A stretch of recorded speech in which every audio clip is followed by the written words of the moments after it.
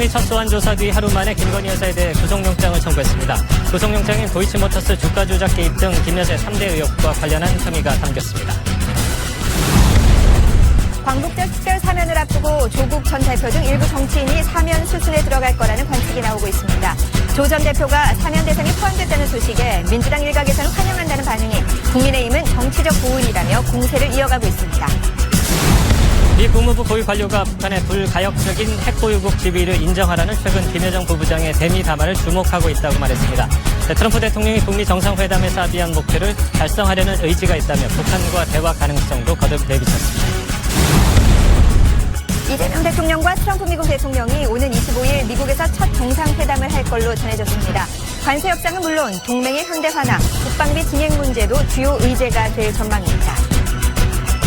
이번에 특검팀이 한학자 통일교 총재 비서실장을 불러 고가의 목걸이 등 금품 전달과 각종 청탁 의혹에 대해 조사하고 있습니다.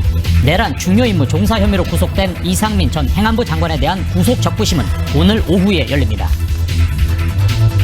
이춘석 의원의 주식 차명거래 의혹을 둘러싼 후폭풍이 이어지고 있습니다. 국민의힘은 이번 의혹이 빙산의 일각일 수 있다며 특검 수사와 전수조사를 거듭 촉구했고, 민주당은 의원직 제명 가능성까지 내비치며 역풍 차단에 힘을 쏟고 있습니다. 법무부 사면심사위원회가 조국 전 조국혁신당 대표를 광복절 사면 대상에 포함한 것으로 알려진 가운데 이재명 대통령의 최종 결심만 남았습니다. 오는 12일 국무회의에서 사면 대상이 최종 확정될 예정입니다.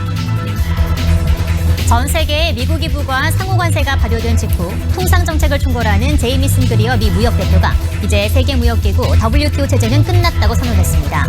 그리어 대표는 새로운 무역 질서를 트럼프 라운드라고 이름 붙이며 한국과 유럽의 대미 투자가 미국의 재산업화를 가속할 것이라고 말했습니다.